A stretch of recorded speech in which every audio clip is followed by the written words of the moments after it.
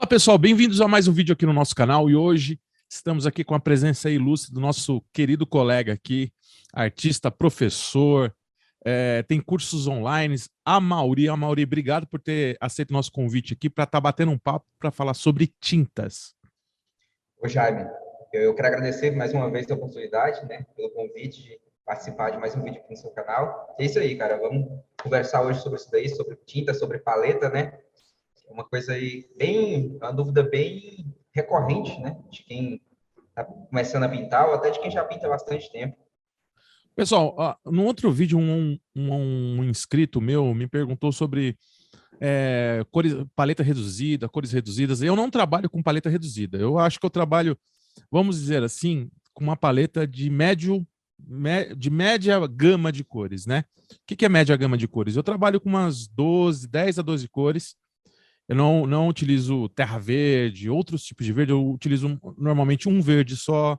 Eu utilizo 2 tipos de laranja, um tipo de amarelo, enfim, é uma média paleta. Eu não utilizo todas as cores que se vendem nas lojas. Mas tem casos de pessoas que trabalham com uma paleta muito reduzida, que é o caso do Amaury, que o Amaury tem um canal aqui no YouTube, ensina várias técnicas, tem curso online, e ele tem uma maneira própria de fazer a redução de cores na paleta dele. E eu queria que você falasse um pouquinho para a gente, Amaury. Primeiramente, sim, vamos imaginar uma paleta, tá vendo aquela paleta ali atrás, uma paleta grandona ali? Vamos imaginar essa paleta grandona, as cores em ordem, assim, na paleta. Quais são as cores que não pode faltar na sua paleta em ordem aí, como você coloca? Ótimo, boa pergunta. Vamos lá. Bom, só complementando o que você falou, eu tenho uma paleta que eu considero que ela é uma paleta restrita, um pouco mais estendida. Tá, Eu cheguei a um ponto que eu coloquei algumas cores ali a mais, mas eu vou explicar. Vamos lá. tá bom. Vamos imaginar então uma paleta. A gente começa com branco de titânio, Branco de titânio. aí isso, branco de titânio, amarelo de cádmio, que é um amarelo mais vivo, mais saturado. Aí entra uma cor que não faz parte de uma paleta restrita, que é o amarelo ocre, que é um amarelo terroso, que eu uso bastante, né? Aí a gente parte com laranja de cádmio e o alizarim Princeton ou alizarim permanente, que é o meu vermelho. E aí eu não uso verdes, né? Eu já parto para os azuis. Aí eu vou para o azul fitocianina, o azul ultramar e finalizo com sombra queimada. Essa é o máximo de cores que eu uso, que são 8 cores. Tá. Não uso todas juntas, geralmente, depende da paisagem, tá? E por isso que eu falo que ela é um pouco mais estendida. Eu tenho 2 amarelos e 2 azuis. Geralmente, numa paleta mais restrita, a gente tem um amarelo e um azul. E isso Correto. tem um porquê, né? Tem um porquê de eu Claro. usar essas cores aí a mais. Foi baseado em muito teste até eu chegar realmente no ponto que me atendia em qualquer paisagem que eu quisesse fazer. A gente trabalha hoje com 8 cores na paleta. Tá. E você não usa verde de jeito nenhum, né? Não, não tem nenhum verde na minha paleta. Você já chegou a usar verde, Amaury? Já. Na verdade, por muito tempo, eu usava uma paleta muito extensa e, sim, qualquer cor diferente que eu precisasse, eu meio que procurava ela pronta e comprava e colocava na minha paleta. Então, eu tinha o verde inglês claro, o verde VC, tinha... Não lembro exatamente, acho que tinha um verde inglês escuro, que é um verde mais vivo. Tinha bastante verde, sabe? Hoje em dia, eu prefiro fazer nas misturas mesmo, os verdes. Entendi. Para quem tá em casa, assim, puxa, meu Deus, né? Porque daqui a pouco deve ter artista aí que trabalha só com 3 cores, né? O Tem. amarelo, o vermelho e o azul, né? O amarelo, o magenta e o azul e o ciano. Aí, que isso é o limite da paleta reduzida, né? Que seriam as 3 cores primárias aí. Você consegue fazer qualquer verde, Mauri, com essas 8 cores que você tem na sua paleta? Por exemplo, se fosse fazer um Veronese, ou se fosse fazer um. Eu tô chegando na cor, eu não tô olhando assim, ó, faz esse verde que tá ali atrás e tal. Tô imaginando uma cor pronta, né? Porque normalmente esses verdes são misturas de pigmentos, exatamente esses pigmentos que você tem na sua paleta. Se você olhar atrás do tubinho de tinta, pessoal, você vai ver lá o pigmento, o green número tal, misturado com o pigmento blue número tal, misturado com o pigmento yellow número tal, faz aquele verde. Normalmente tem um acréscimo, se for um verde queimado, tem um acréscimo de laranja, ou tem um acréscimo de uma cor terrosa, tal. Se você olhar a receita dos pigmentos, você consegue fazer. Inclusive, esses dias aqui eu produzi o marrom de Garanza, que eu gosto muito, que é o marrom de Garanza da Corfix. Olhei lá atrás e vi que era alizarim misturado com não sei o que, com não sei o que lá. Eu acabei fazendo essa cor.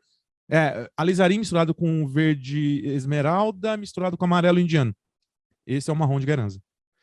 Aí eu descobri que são 3 cores translúcidas, né? Não tem cobertura nenhuma, e faz um marrom maravilhoso, translúcido, que deixa, um efeito bacana, só que não tem cobertura nenhuma. Fiz. Coloquei num tubinho e tal. Então, assim, esse é um exercício legal, só que de vez a gente está misturando os pigmentos, a gente está misturando a tinta pronta, né? Você consegue fazer qualquer verde, tipo Veronese, o verde Versil, o próprio verde inglês, você consegue fazer com essas misturas de pigmentos? Tem alguma cor que você não conseguiu chegar? Olha, praticamente todos os verdes que eu já precisei fazer, eu já consegui chegar. Inclusive, aqui atrás de mim, né, tem essa foto aqui de uma pintura, tem Certo. bastante verde. Aí, na verdade, com a minha paleta, não usei nenhum verde pronto, né? Foi tudo Tá. através das misturas.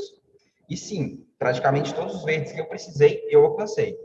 Quando a gente sai de paisagens e vai para marinhas, aí a gente já tem um pouco mais de dificuldade na hora que chega naquela água, aquela água ali que tem um verde esmeralda, sabe?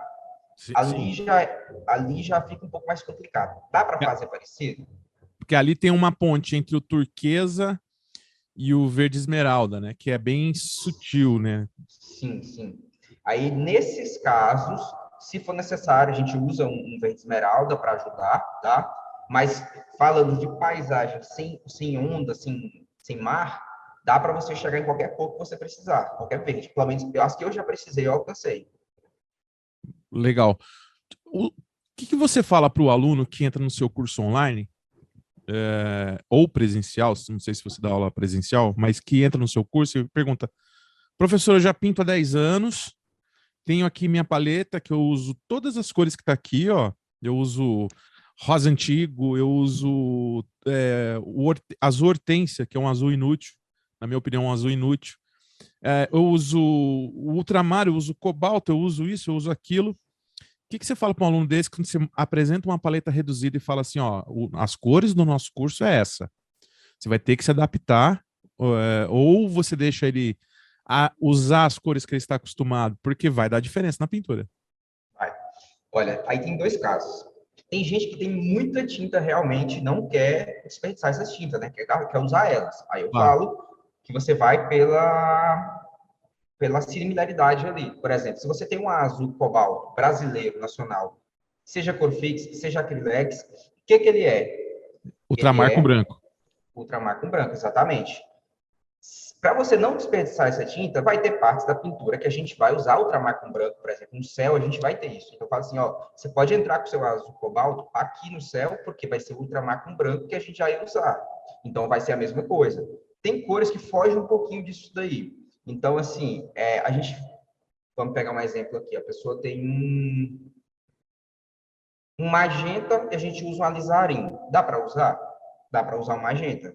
Ele é um pouco diferente, o resultado final vai ficar um pouquinho diferente, mas não vai fugir muito da ideia. Um vermelho transparente, um vermelho um pouco mais escuro, depende da marca também, né? Que o magenta varia um pouquinho de marca para marca, Sim. mas dá para usar. Isso aí a gente já testou aqui. Então, assim, a ideia é que ele aprenda a trabalhar com a paleta com menos cores, mas não precisa desperdiçar tudo que ele tem. Ele pode ali reutilizar durante a cultura. A ideia é que ele não precise comprar mais aquelas tintas, mas enquanto ele tem elas, ele pode usar. E tem uma coisa bem interessante que os alunos fazem, que assim, eles pegam as pinturas, mas eles colocam um pouco de alguma coisa deles ali, né? Eles não fazem, não todos, mas alguns não fazem à risca as pinturas. Então, eles colocam uma coisa a mais, mudam algumas coisas. Aí é uma hora boa para eles colocar essas cores, né? Entrar com uma árvore com uma cor diferente, entrar com algum elemento diferente. Aí a gente Entendi. costuma ser bem tranquilo, ser bem flexível quanto a isso, tá? Tá, vou entrar num outro aspecto aqui da pintura em paisagem, que é escurecer verde ou trabalhar com sombra ou os tons mais escuros, né? Eu já sei que você trabalha com uma mistura que você chama de preto cromático, tá? Já já a gente Isso. fala sobre isso. Grandes mestres ou outros artistas, por exemplo, os artistas americanos dos Estados Unidos, a maioria usa preto na mistura, né? Eles não têm esse preconceito com preto na mistura do verde. A gente sabe que preto é neutro, pode neutralizar a mistura, tal.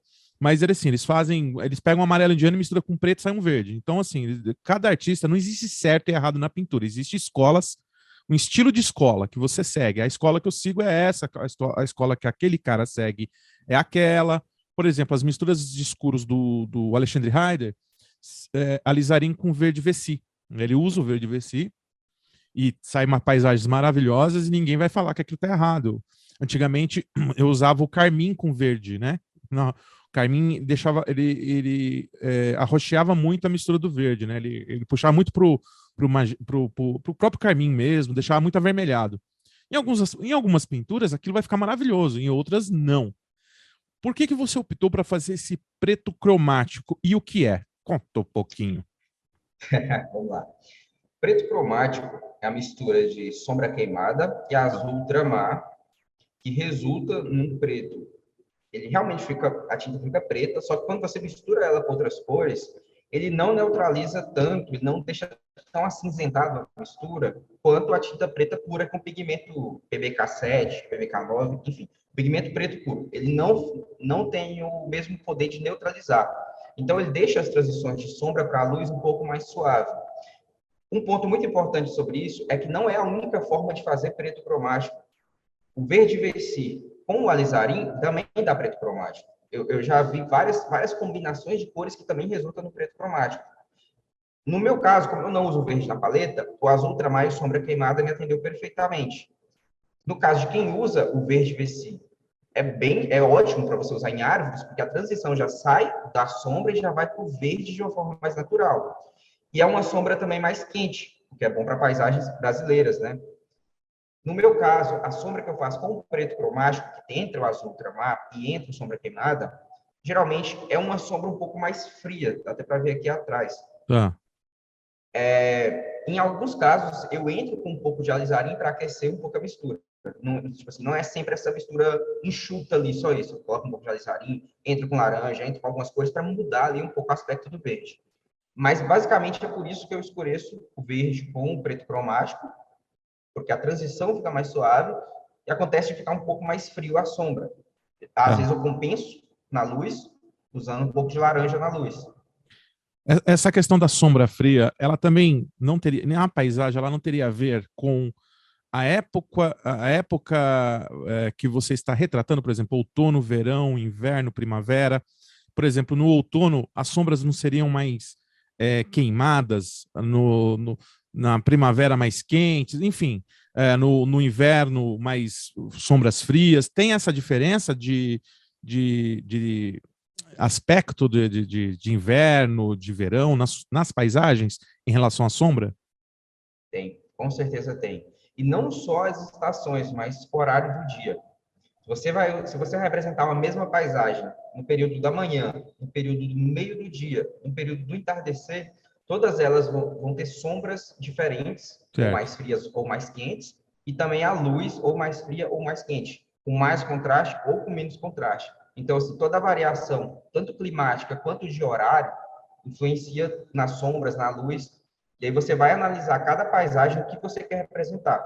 Cada paisagem está presa a uma situação climática, a um horário do dia. Ela sempre vai estar anexada a uma situação dessa. E aí é onde você faz a escolha das cores que você vai usar para representar aquilo, do meu ponto de vista.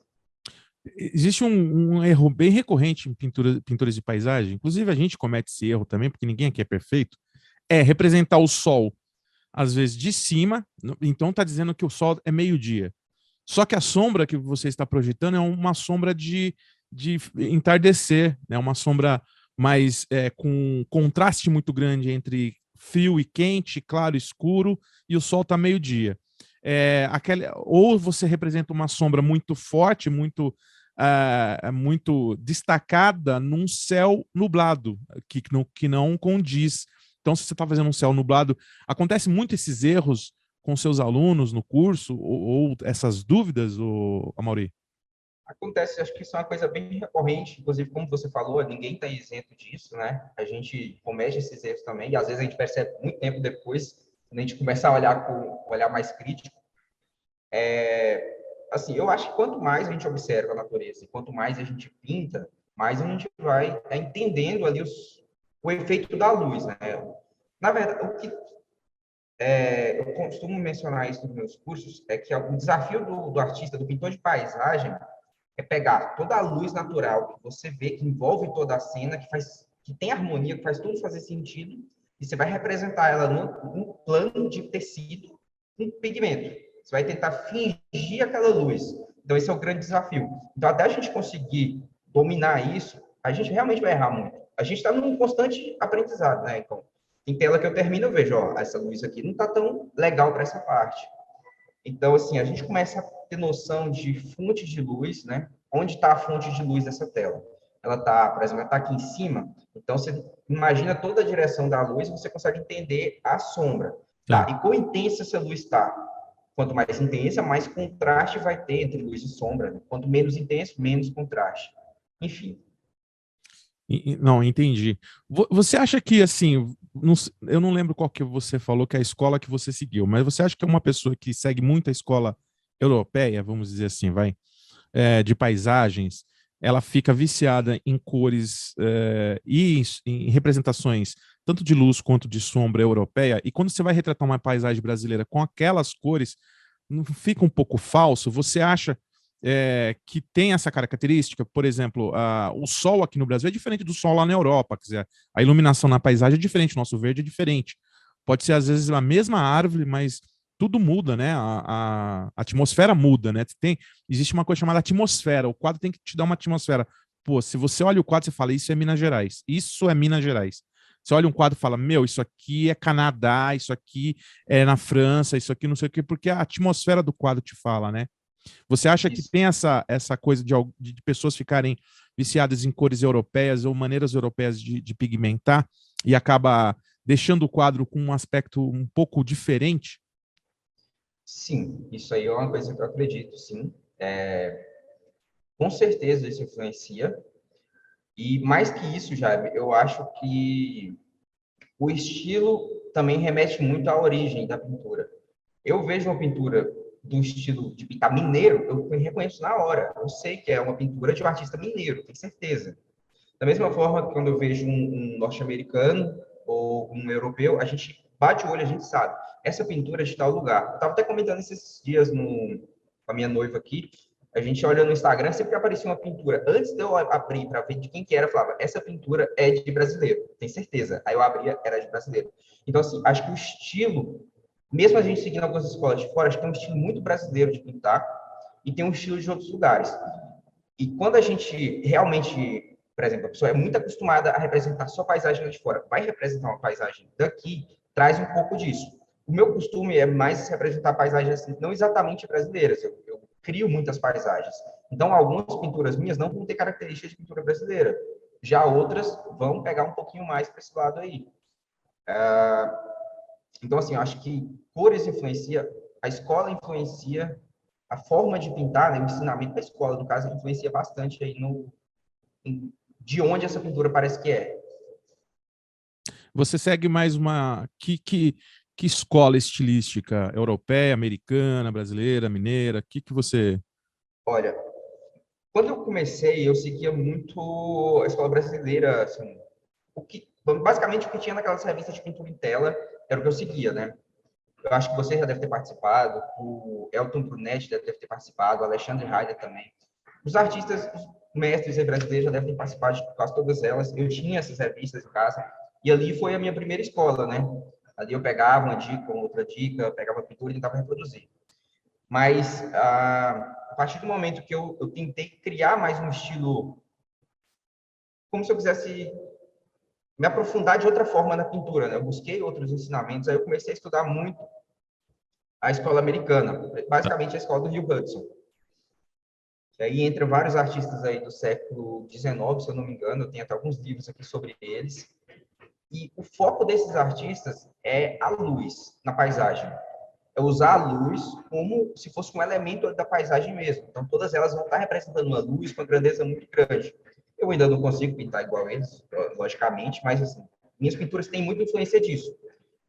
E eu acho que já veio também da escola brasileira de pintura, então, assim, veio um pouco da escola brasileira, com um pouco dessa escola americana do Rio Hudson. Acho que pega um pouco ali dos dois. Entendi. Em relação a essa, voltando a falar sobre paleta reduzida, por exemplo, eu chego aqui, professor, eu uso muito preto, eu tenho dificuldade de me desapegar ao preto. Eu posso pegar o preto e misturar com outras cores para tirar a neutralidade dele? Vou dar um exemplo, né? Você pode misturar o preto com o vermelho da China, o vermelho chinês, e ele começa a se transformar num marrom. Você pode acrescentar um pouco de azul da Prússia, você deixa um escuro, sei lá, uma mistureba lá. Dá para trabalhar assim? Você acha que dá para conseguir um preto cromático, vamos dizer assim, ainda assim utilizando preto? Olha, não sei se um preto cromático, porque o preto ele é opaco, e no preto cromático ele é meio transparente, por causa das cores transparentes que a gente usa na mistura. Certo. Até por isso favorece a transição das cores. Mas, para quem tem dificuldade, aí a dificuldade de se desapegar da tinta preta ou a dificuldade de fazer o preto cromático, que isso também é uma coisa assim, que para muita gente é bem complicado, você chegar numa cor que realmente fique bom para a paisagem. Nesse caso, eu recomendo que a pessoa use a tinta preta, até porque, se for comparar os dois resultados, a pessoa fazendo o preto cromático sem saber fazer direito e usando a tinta preta, o resultado com a tinta preta sai melhor. Aí eu recomendo para a pessoa ir usando. E um detalhe aqui bem importante, pessoal, é que a gente está falando de paisagens onde toda a cena tem luz, tem sombra e tudo mais. Não está incluindo retrato, natureza morta, flores. E aí, outra paleta, outras cores, e provavelmente o preto é bastante usado para compor a cena, fazer fundo e tudo mais, né? Não tenho certeza. Isso que eu ia te perguntar. Imagina se você fosse pintar um tucano, né? Eu tenho um tucano aqui que eu pintei aqui atrás. Ele é bem preto, tem as penas pretas com acinzentado azulado, bababá, quando bate luz. Nesse caso, você usaria preto? Sim, a minha paleta é específica para paisagem. Tá. No caso, quando entra outros tipos de pintura, a gente tem que analisar o que aproveita e o que muda. Agora eu vou te fazer uma pergunta aqui de um amador, assim, de um iniciante, né? Primeira coisa que você vai falar para o iniciante, vamos fazer uma nuvem. Professor, aí você vai falar assim, você vai ter que fazer um acinzentado.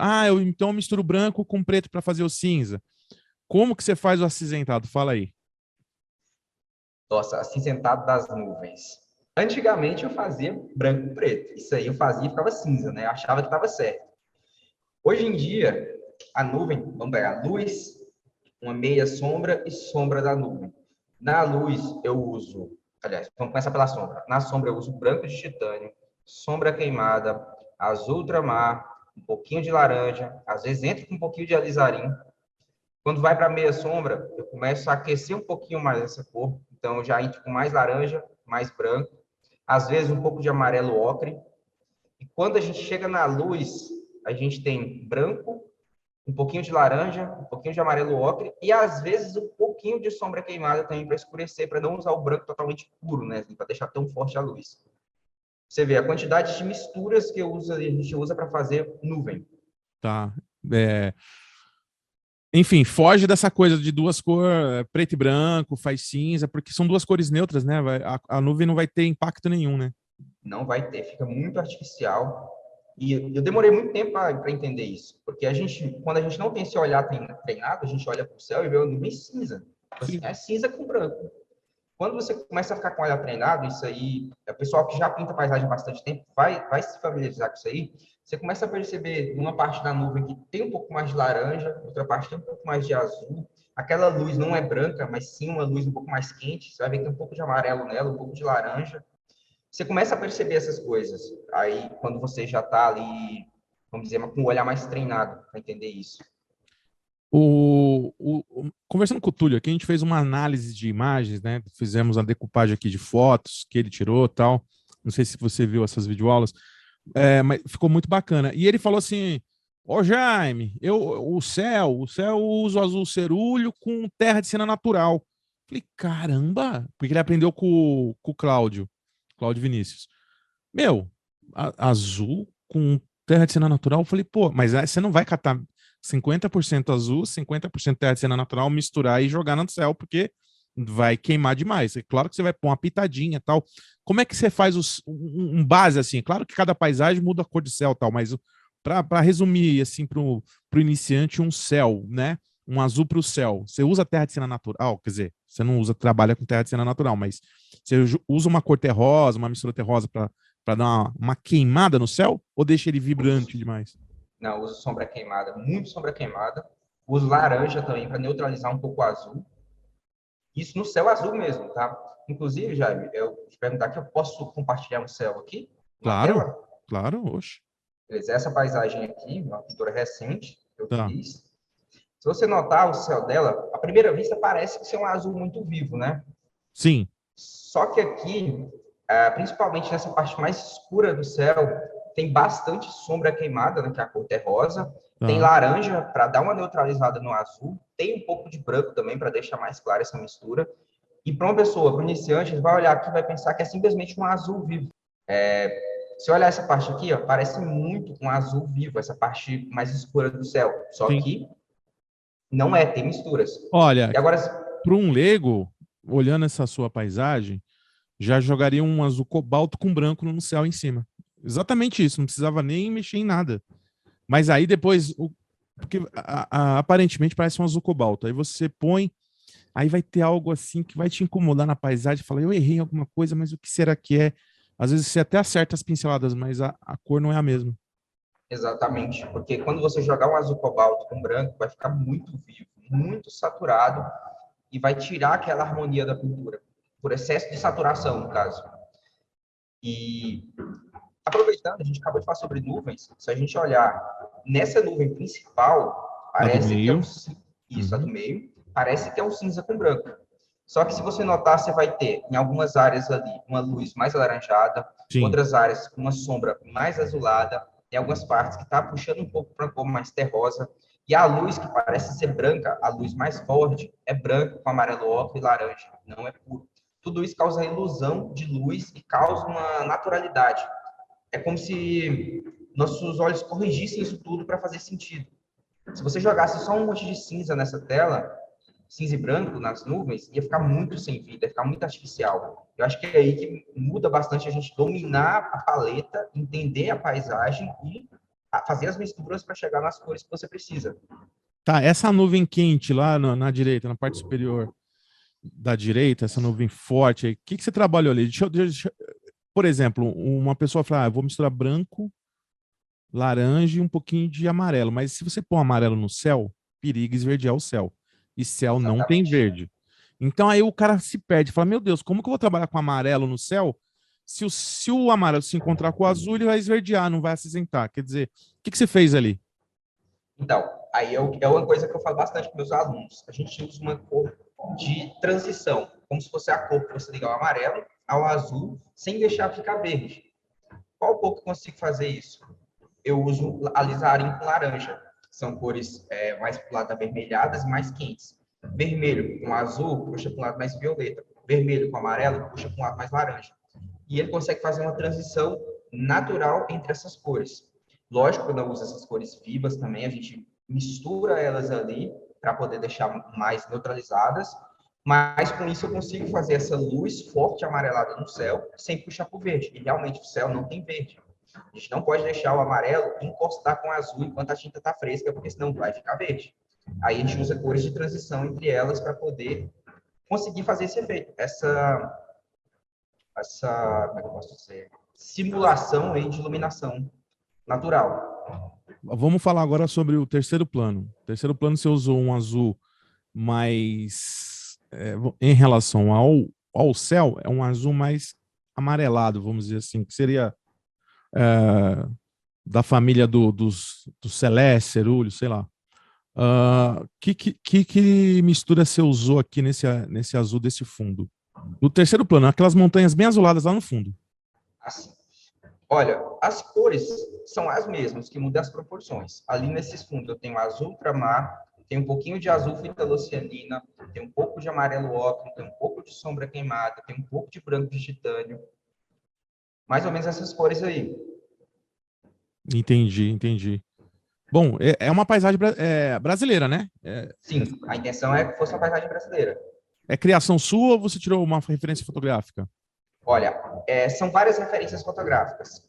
Essas árvores aí principais que estão mais à esquerda, Eu tirei essa foto dessas árvores no meio de um pedal uma vez. A estradinha eu criei, é bem estradinha típica aqui do interior mesmo, com essas poças Tá. d'água, pedrinhas e tudo mais. O fundo ali também foi criado. As nuvens, foi de um dia que o céu estava bem bonito aqui, eu também tirei foto. Mas, assim, a paisagem como um todo, ela não existe. Mas algumas partes dela eu tiro foto, tiro referência e monto a composição em cima disso. Perfeito. Podemos dizer que esse quadro, qual que é o elemento principal desse quadro? Eu quero que você, eu já sei, mas eu quero que você responda, por exemplo, um leigo, né, um iniciante vai achar que o elemento principal é a casinha nesse quadro. Qual que é o elemento principal desse quadro? Tá, se eu te entendi, você está falando sobre as nuvens ou Ex- não? Eu acredito que o elemento principal são as nuvens, né, nesse quadro. Sim, sim, Porque sim. assim, Não, a sim. casinha, a paisagem, na verdade, só ajuda a compor, porque 50% da tela são nuvens. Os outros 50% é o resto. Então, Aham. já tem a intencionalidade do artista, que no seu caso, você teve a intenção de mostrar mais nuvens do que própria paisagem. Se o elemento principal fosse uma casinha com um boizinho, você ia subir a linha do horizonte, deixar o céu bem menor e ia trabalhar lá com a casinha, com o boizinho e tal. Mas não, o elemento principal aqui, na minha opinião, são as nuvens. É onde você bate o olho. Você não vai bater o olho logo na ruazinha, na casinha. Sim. Isso aí só para compor. É a nuvem, aquela nuvem do meio, inclusive. Sim, exatamente. A gente bate o olho diretamente nela. E assim, eu tenho uma mania de criar paisagens para as nuvens que eu quero pintar, Tá. basicamente. E aqui esse também é um caso. Eu queria pintar essas nuvens e criar paisagem para ela. Mas Outras ficou telas assim, ficou também. perfeito, cara. Ficou, compôs, você não carregou. Agora eu tô fazendo um exercício de leitura que não tem nada a ver com o nosso papo aqui de paleta reduzida, mas é legal para quem tá em casa, já pega um pacote aqui. Você fez uma paisagem, vamos assim, concisa, assim, simplificada, não com muitos elementos coloridos, por exemplo. Você não pôs uma árvore florida no meio, que ia quebrar, você deixou atenção para a nuvem. Então, uma paisagem assim, é, na construção, quase perfeita, sabe? Porque você não tá brigando com as nuvens lá embaixo com alguma coisa aberrante, alguma coisa muito destacada. A composição ficou muito boa. Obrigado, Jaime. A ideia era essa mesmo. Uma paisagem simples, mas que fosse bonita, agradável de se Sim. olhar. E, assim, uma coisa que eu gosto de fazer, acho que você também, quando pinta a sua paisagem, você quer que a pessoa que está olhando para aquela pintura se imagine lá dentro, estando ali naquele ambiente. Eu acho, assim, pelo menos isso, eu gosto de fazer nas paisagens. E eu tinha muita intenção disso nessa pintura. Eu quero que a pessoa que entre aqui, ela se imagine parada aqui na beira dessa estrada, olhando para frente, contemplando o céu com as nuvens, vendo toda a paisagem, mas contemplando esse céu. A iluminação, sol vindo ali forte, sentindo a temperatura do sol. A ideia era essa. Para a gente finalizar, vamos falar sobre essa sua estradinha, porque que não trabalha com paleta reduzida tem muito a ajuda do terra de cena natural, terra de cena queimada, que é no meu caso, amarelo ocre, branco, cor de pele é bacana para fazer chão, mas você faz cor de pele misturando também. Enfim, o que você usou para fazer esse chão aí? Olha, Jair, aqui eu tenho amarelo ocre, laranja de cádmio, alizarim, sombra queimada e branco de titânio. Sempre que eu menciono essas cores, parece que assim, ó, você está usando cores demais para fazer um elemento. Mas é praticamente as mesmas cores que eu fiz a paisagem inteira. Sim. Então, assim, o É que só muda a são quantidade que proporções. você muda, né? A quantidade Exatamente. na receita. Exatamente. Aí, lembra que eu te falei que a minha paleta era reduzida, mas um pouco mais estendida, porque eu acrescentava ali um amarelo terroso e mais um azul? Certo. Meu amarelo terroso, como eu pinto muita paisagem, ele entra justamente nesses pontos aqui, ó. Eu quero fazer uma estrada de terra. Eu consigo fazer esse amarelo ocre? Consigo. Vai demorar mais tempo para misturar ali aquelas cores até chegar numa cor satisfatória. Mas pela agilidade, eu prefiro ter um amarelo ocre à disposição. Eu jogo ela aqui como base, eu jogo um branco, jogo um alizarim, jogo um laranja, jogo um sombra queimada e vou trabalhando essas cores aí até trazer um efeito mais realista. Mas o amarelo ocre está aí me dando a base terrosa que eu preciso. Tá? Então, assim, Perfeito. para mim faz sentido ter um amarelo terroso na minha paleta. Tá. Eu gosto muito do ocre. Eu acho que o ocre é um coringa. Coringa nas misturas. Ele queima muita cor fria aí. É muito legal. O amarelo e o laranja, né? O ocre e o laranja Laranja. queima muita cor fria. Laranja, para mim, ele é indispensável, laranja de cádmio. Ele vai em tudo. Bom, pessoal. Mauri, vamos chegar ao final aqui da nossa conversa sobre cores. Queria te agradecer mais uma vez. Foi uma excelente aula. Espero que o pessoal de casa tenha gostado. Se você tem dúvidas, depois vai lá no canal do Amaury, manda pergunta para ele, deixa as perguntas aqui embaixo, que eu ou ele responde. Se as perguntas forem para ele, ele responde. Amaury, passa suas redes aí para o pessoal te seguir, quem não te segue, lógico.